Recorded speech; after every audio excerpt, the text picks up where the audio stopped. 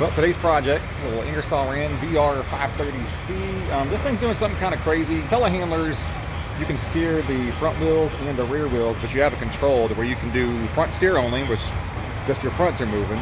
You can do crab walk, which means your rear tires and your front tires are going to go the same direction when you turn, so you kind of like go sideways like a crab.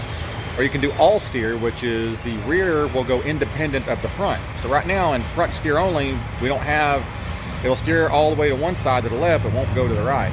If you put it in, you activate the solenoid to go to the rear, all of a sudden the front will move left and right. It's kind of a strange problem. Now the system is really simple. You've got what's called an orbital valve, a steering valve right here.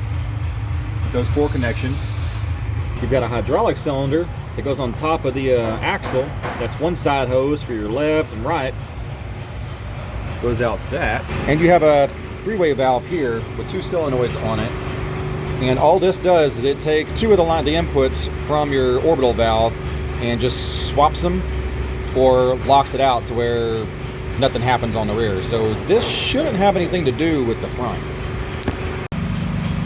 I actually did a lot of work to this thing. Pulled the engine out, completely out, put new isolators on the radiator in the bottom, cleaned out the radiator, pulled the engine out to replace the ring gear on the flywheel because it had some chewy spots in it. New starter, and did a couple other little odds and ends on it. Then after I got done, then I had the steering problem, but I didn't open the steering system, so it's kind of weird that it started now. Still don't really know what's going on because it's not making any sense, but my gut's telling me that there's a hose backwards or something. And then you can see somebody's been in here before, and that says bottom right, and that's over there, and this one says nothing because I can't figure it out. I'm assuming this one's going to say bottom left. Now if I was going to mark these, I would put this one as bottom right and the other one, so I'm going to swap these 2 lines around and then see what we got. Well, that was worth a shot. That's definitely not the issue. Pretty simple to check though. Okay, so I figured out what's going on. The problem we're having with this thing is the steering input, that switch up there when it's in the center position, should only have front steer, and it's not. But it has crab and it has all steer. The way that works is your left side input comes back to this guy, the steering valve. When your left side input comes in, the steering valve should connect the left side with the front, which is T to P. Okay, if you look at my very crude drawing, this is the steering valve, that's left, right, that's tank, that's pump. If you follow the L all the way over, it goes to this valve. So in the center position, it should only connect it to P, and then when you're in a crab, it'll connect T to A, B to P, or swap them or whatever.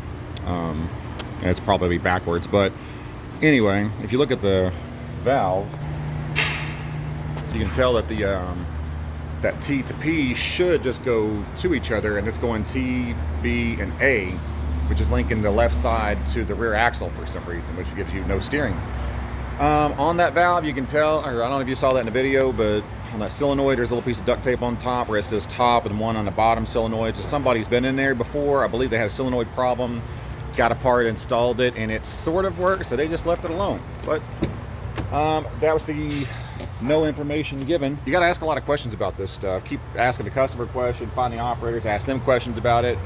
Ask them questions like, when did this problem start? When was the issue? When was the last time you operated this machine?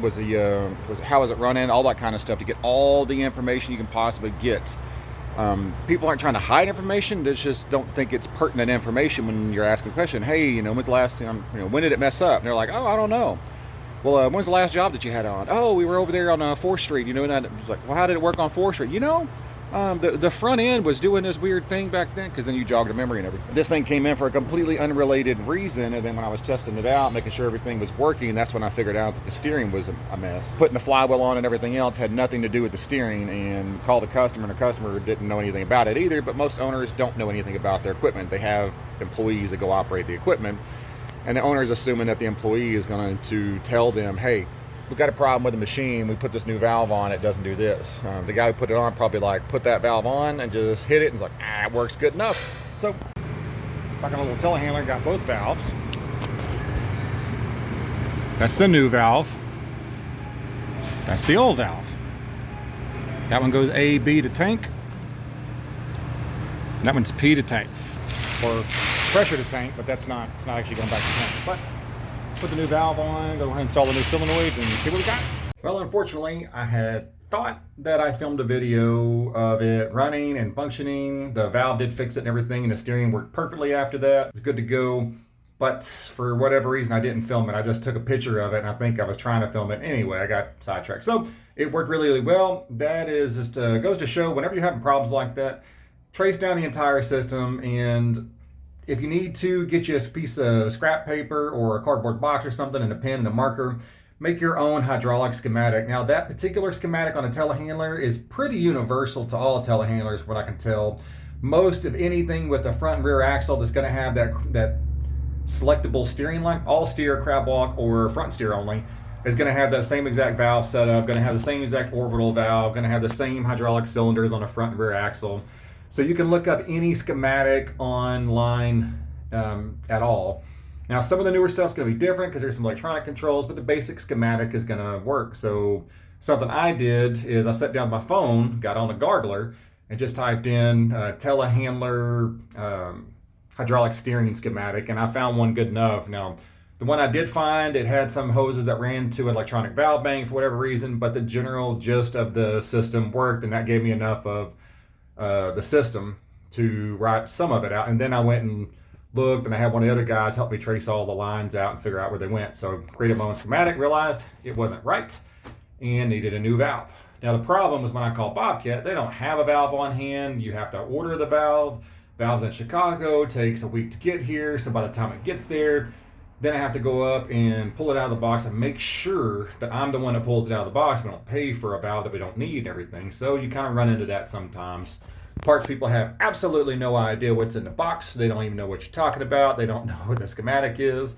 And unless they have it on hand, they're not going to be able to text you a picture. A lot of parts people, if you're nice to them and you're not the typical honorary mechanic that hates parts people, start a rapport with them, and then they will gladly pull stuff out of a box. They'll pull their cell phone out, they'll take a picture of it, send it to you, and some of them will look up, some of them have the capability to look up specs and specifications and how-tos or whatever, and service manuals, and they'll get you anything that you want out of the service manual, or they'll go over to service and like, hey, can we get this for this guy? And, he's pretty nice customer and everything.